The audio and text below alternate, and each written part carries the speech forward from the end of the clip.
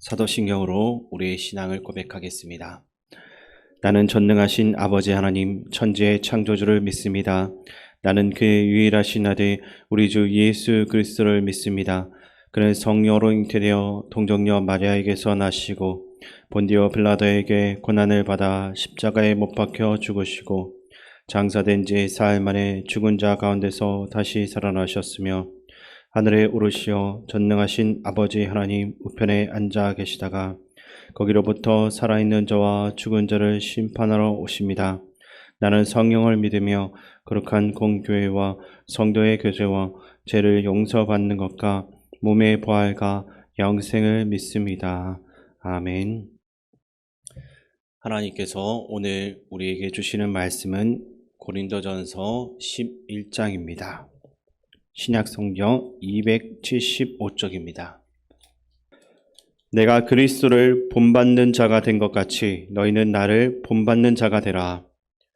너희가 모든 일에 나를 기억하고 또 내가 너희에게 전하여 준 대로 그 전통을 너희가 지킴으로 너희를 칭찬하노라. 그러나 나는 너희가 알기를 원하노니 각 남자의 머리는 그리스도요 여자의 머리는 남자요 그리스도의 머리는 하나님이시라. 물은 남자로서 머리에 무엇을 쓰고 기도나 예언을 하는 자는 그 머리를 욕되게 하는 것이요 물은 여자로서 머리에 쓴 것을 벗고 기도나 예언을 하는 자는 그 머리를 욕되게 하는 것이니 이는 머리를 민 것과 다름이 없음이라. 만일 여자가 머리를 가리지 않거든 깎을 것이요 만일 깎거나 미는 것이 여자에게 부끄러움이 되거든 가릴지니라. 남자는 하나님의 형상과 영광이니 그 머리를 마땅히 가리지 않거니와 여자는 남자의 영광이니라. 남자가 여자에게서 난 것이 아니요 여자가 남자에게서 났으며 또 남자가 여자를 위하여 지음을 받지 아니하고 여자가 남자를 위하여 지음을 받은 것이니 그러므로 여자는 천사들로 말미암아 건세 아래에 있는 표를 그 머리 위에 둘지니라. 그러나 주 안에는 남자 없이 여자만 있지 않고 여자 없이 남자만 있지 아니하니라. 이는 여자가 남자에게서 난 것 같이 남자도 여자로 말미암아 났음이라. 그리고 모든 것은 하나님에게서 났느니라. 너희는 스스로 판단하라. 여자가 머리를 가리지 않고 하나님께 기도하는 것이 마땅하냐. 만일 남자에게 긴 머리가 있으면 자기에게 부끄러움이 되는 것을 본성이 너희에게 가르치지 아니하느냐. 만일 여자가 긴 머리가 있으면 자기에게 영광이 되나니 긴 머리는 가리는 것을 대신하여 주셨기 때문이니라. 논쟁하려는 생각을 가진 자가 있을지라도 우리에게나 하나님의 모든 교회는 이런 갈례가 없느니라. 내가 명하는 이 일에 너희를 칭찬하지 아니하나니 이는 너희의 모임이 유익이 못되고 도리어 해로움이라. 먼저 너희가 교회에 모일 때 너희 중에 분쟁이 있다 함을 듣고 어느 정도 믿거니와 너희 중에 파당이 있어야 너희 중에 옳다 인정함을 받은 자들이 나타나게 되리라. 그런즉 너희가 함께 모여서 주의 만찬을 먹을 수 없으니 이는 먹을 때 각각 자기의 만찬을 먼저 갖다 먹음으로 어떤 사람은 시장하고 어떤 사람은 취함이라. 너희가 먹고 마실 집이 없느냐? 너희가 하나님의 교회를 업신여기고 빈궁한 자들을 부끄럽게 하느냐? 내가 너희에게 무슨 말을 하랴? 너희를 칭찬하랴? 이것으로 칭찬하지 않노라. 내가 너희에게 전한 것은 주께 받은 것이니 곧 주 예수께서 잡히시던 밤에 떡을 가지사 축사하시고 떼어 이르시되 이것은 너희를 위하는 내 몸이니 이것을 행하여 나를 기념하라 하시고 식후에 또한 그와 같이 잔을 가지시고 이르시되 이 잔은 내 피로 세운 새 언약이니 이것을 행하여 마실 때마다 나를 기념하라 하셨으니 너희가 이 떡을 먹으며 이 잔을 마실 때마다 주의 죽으심을 그가 오실 때까지 전하는 것이니라. 그러므로 누구든지 주의 떡이나 잔을 합당하지 않게 먹고 마시는 자는 주의 몸과 피에 대하여 죄를 짓는 것이니라. 사람이 자기를 살피고 그 후에야 이 떡을 먹고 이 잔을 마실지니 주의 몸을 분별하지 못하고 먹고 마시는 자는 자기의 죄를 먹고 마시는 것이니라.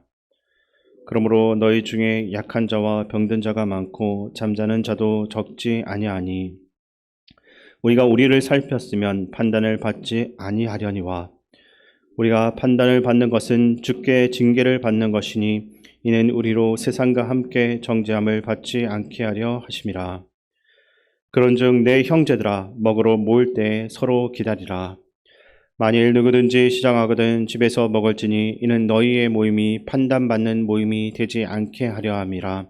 그 밖의 일들은 내가 언제든지 갈 때에 바로 잡으리라. 아멘. 고린도전서 11장은 바울이 고린도 교회의 예배에 관한 두 가지 문제를 지적하고 교정하는 내용이라고 할 수 있습니다.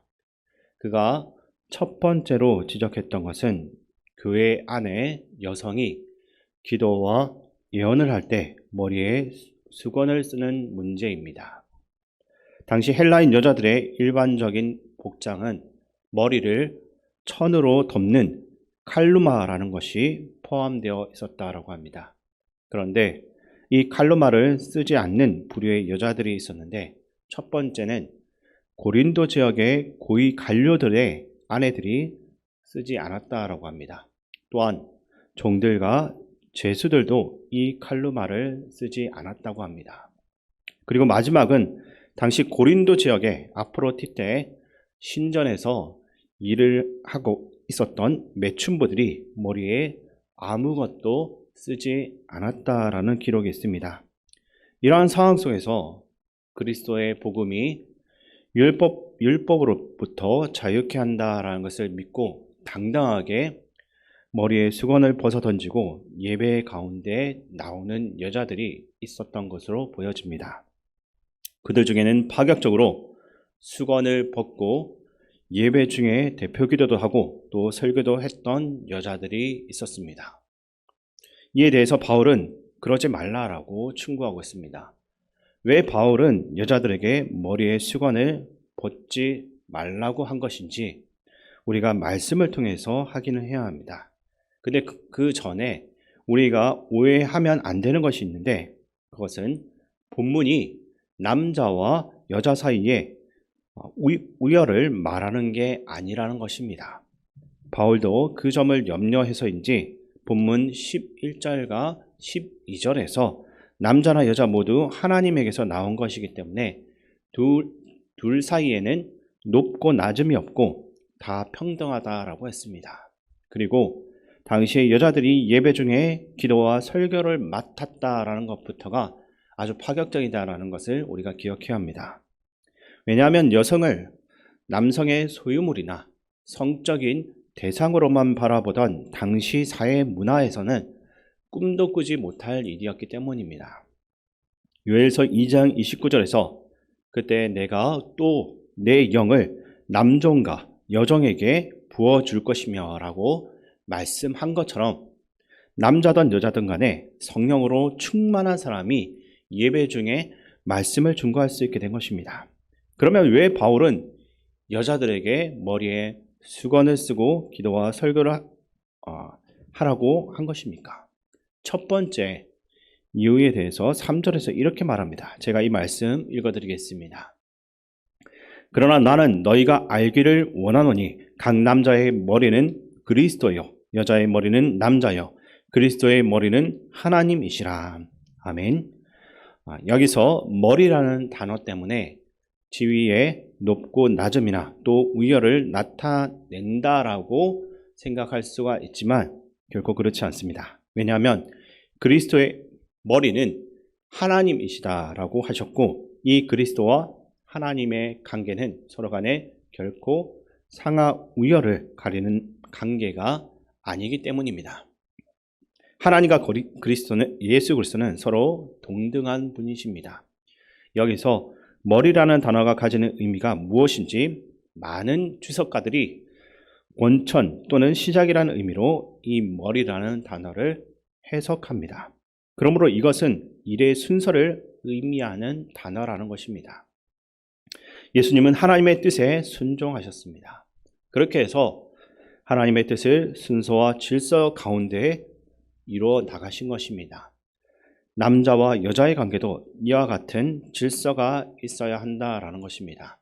특별히 하나님을 예배하는 데 있어서는 규모 없이 드리는 무질서한 예배가 아니라 질서 정연하게 예배를 드려야 하는 것입니다. 왜냐하면 우리 하나님은 질서의 하나님이시기 때문입니다. 당시 여자들이 머리에 수건을 벗고 기도하고 설교할 때 생겨나는 많은 무질서와 혼란이 있었습니다. 그 시대의 사회 문화 배경 속에서 방금 전에 제가 말씀드렸던 이방 신전의 여사제들, 어떻게 보면 매춘부들이라고 할 수 있는 그들이 머리에 수건을 벗고 긴 머리로 남자들을 유혹을 했는데, 그러한 이미지들이 연상되었기 때문에 당시 많은 남자 그리스도인들이 예배에 집중하지 못하는 문제가 있었던 것입니다. 이 때문에 바울은 그러한 무질서를 방지하기 위해서 여자들의 머리에 수건을 벗는 것을 허용하지 않았던 것입니다. 여자들이 수건을 쓰고 기도하라고 말한 두 번째 이유는 말씀의 권위에 대한 순종 때문이었습니다. 바울은 7절과 9절에서 하나님의 창조 기사를 근거로 자기의 주장을 펼칩니다. 8절에서 아담이 먼저 지음을 받은 것과 또 9절에서 여자가 남자를 위해서 지음을 받았다라고 이야기했습니다. 여기서 여자가 남자를 위하여 지음을 받았다, 창조되었다라는 그러한 표현은 사실 잘못된 표현입니다. 정확한 번역은 여자가 남자를 통하여 지음을 받았다라고 하는 것이 맞습니다. 바울이 창조 기사를 통해서 강조하는 핵심은 아담이 하와보다 먼저 창조함을 받았고, 동시에 아담이 하나님으로부터 직접 말씀을 들은 자라는 사실을 강조하는 것입니다. 그래서 10절에서 이렇게 말씀하는데 그 말씀 제가 읽어드리겠습니다. 그러므로 여자는 천사들로 말미암아 건세 아래에 있는 표를 그 머리 위에 둘지니라. 아멘. 건세 아래에 있는 표라고 하는데, 여기서 말하는 건세는 무엇을 말합니까? 바로 말씀의 건세입니다. 하나님 말씀의 질서에 순종한다라는 표현의 방식으로서 머리에 수건을 쓰도록 했다라는 것입니다. 지금은 시대와 또 문화가 변해서 더 이상 여자들이 수건을 쓰지 않아도 되지만, 이 마음은 우리 안에서 변치 않아야 한다라는 것입니다. 우리 모두가 하나님의 말씀의 권위에 순종하고 따르고자 하는 마음, 기도와 설교를 내 주장을 펼치는 도구로서가 아니라 하나님의 말씀 앞에서 내 자신을 굴복하고 온전히 그 말씀을 받들고자 하는 그러한 겸손한 마음을 세우는 우리 모두가 될 수 있기를 바랍니다. 두 번째로 바울이 고린도 교회 안에 발생하는 예배의 문제로 지적하는 것은 성만찬과 관련된 문제입니다.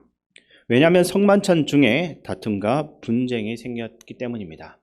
아마도 고린도 교회 안에 파당이 나뉘고 또 끼리끼리 모여서 성만찬을 했던 것으로 보여집니다. 먼저 와서 준비한 음식들을 다 먹어버려서 이제 나중에 온 사람들이 성만찬을 참여하지 못하는 일들도 생겨났습니다. 이와 같은 문제가 생긴 이유가 무엇이겠습니까? 그 이유는 그들이 이 성만찬의 의미를 전혀 몰랐기 때문입니다. 바울은 다시 이들에게 성만찬의 의미에 대해서 말씀을 해주고 있는데, 본문 23절에서 25절 말씀을 우리 함께 읽겠습니다. 내가 너희에게 전한 것은 주께 받은 것이니 곧 주 예수께서 잡히시던 밤에 떡을 가지사 축사하시고 떼어 이르시되 이것은 너희를 위하는 내 몸이니 이것을 행하여 나를 기념하라 하시고, 식후에 또한 그와 같이 잔을 가지시고 이르시되 이 잔은 내 피로 세운 새 언약이니 이것을 행하여 마실 때마다 나를 기념하라 하셨으니. 아멘. 예수님께서 성만찬을 통해서 제자들에게 가르치신 핵심이 무엇이었습니까? 자신의 생명을 아낌없이 내어드린 예수님의 희생 정신입니다. 그리고 성만찬에 참여하는 것은 나도 그 길을 따라가겠습니다. 나도 예수님과 함께 죽고 예수님과 함께 살겠습니다.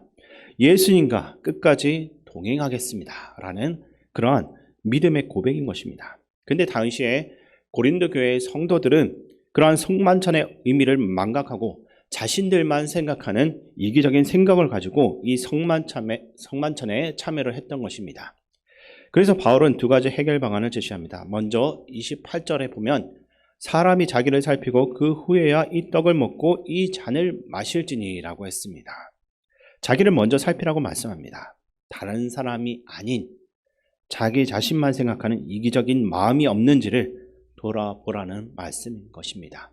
그리고 난 이후에 33절에 그런즉 내 형제들아 먹으러 모일 때 서로 기다리라 라고 말하면서 다른 사람을 배려하라고 합니다.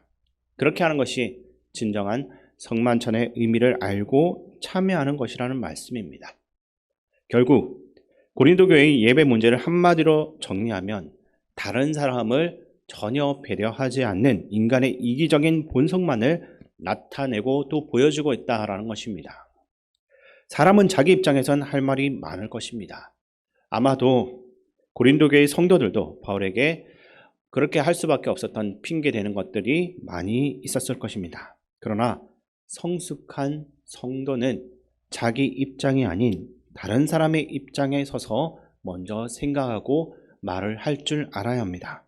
오늘 말씀은 공동체 예배에서 뿐만 아니라 일상의 삶 가운데서도 적용할 수 있습니다. 모든 것이 가하나 모든 것이 유익한 것은 아니요 모든 것이 가하나 모든 것이 덕을 세우는 것은 아니니라는 고린도전서 10장 23절의 말씀을 그 뜻을 깨닫고 성숙한 그리스도인답게 나에게 주어진 자유와 양심을 나를 위해서 사용하는 것이 아니라 타인과 교회 공동체를 위해서 사용할 줄 아는 성숙하고 지혜로운 하나님의 사람들이 다 되어 줄 수 있기를 주님의 이름으로 축원드립니다. 하나님 아버지, 우리가 그리스도인이라고 하면서도 주님이 주신 원칙을 무시하고 우리 마음대로 할 때가 너무나 많습니다. 주님은 자기 자신을 주시기까지 낮아지시고 그를 통해 우리를 사랑해 주셨는데 우리는 다른 사람을 죽이면서까지 높아지고자 하는 모습을 가졌습니다. 그러면서도 나는 거룩한 그리스도인이다라고 말합니다. 주님, 우리에게 하나님 말씀을 다시 보여주시고 우리 그리스도인이 주님이 가신 길을 다시 따라가게 하여 주시옵소서. 세상 속에서 무너져버린 교회와 하나님의 나라를 주님이 보여주신 사랑으로 다시 세워갈 수 있게 하옵소서. 오직 사랑이신 예수 그리스도의 이름으로 기도드립니다. 아멘. 주기도문으로 예배를 마치겠습니다. 하늘에 계신 우리 아버지, 아버지의 이름을 거룩하게 하시며 아버지의 나라가 오게 하시며 아버지의 뜻이 하늘에서와 같이 땅에서도 이루어지게 하소서. 오늘 우리에게 일용할 양식을 주시고 우리가 우리에게 잘못한 사람을 용서하여 준 것 같이 우리 죄를 용서하여 주시고 우리를 시험에 빠지지 않게 하시고 악에서 구하소서. 나라와 권능과 영광이 영원히 아버지의 것입니다. 아멘. 이 시간 말씀을 가지고 기도할 때 하나님의 말씀의 권위와 하나님의 질서 아래에 순종하는 삶이 되도록 기도하시고 나만 먼저 생각하는 자기 중심적인 이기심이 아닌 타인의 입장을 고려하고 다른 사람을 배려하는 그러한 성숙한 그리스도인 또 그러한 공동체가 될 수 있도록 기도하시기 바랍니다. 그리고 나라와 민족, 이 땅의 지도자를 위해 기도하시고 또한 우리 교회와 성도님들을 위해 기도하실 때 교회 어르신들과 군 복무 중인 청년들, 다음 세대를 위해 기도해 주시기 바랍니다. 마지막으로 세계 평화와 세계 각지에서 복음 전하기 위해 수고하는 선교사님들과 기도 조간 보내고 있는 담임 목사님 위해 기도해 주시기 바랍니다. 존귀하시고 사랑이 많으신 아버지 하나님, 우리 가운데 하나님 함께하여 주심을 감사드립니다. 아버지 하나님, 우리의 마음과 생각이 겸손하지 못하고 또 다른 사람들 생각하지 못하여 우리 안에 이기심으로 다른 사람을 대할 때가 너무나 많습니다. 아버지 하나님, 이러한 우리를 긍휼히 여겨주시고 하나님의 사랑으로 다시 한 번 더 채워줘서 다른 사람들 먼저 배려하고 우리의 삶이 될 수 있게 도와주시옵소서. 주님.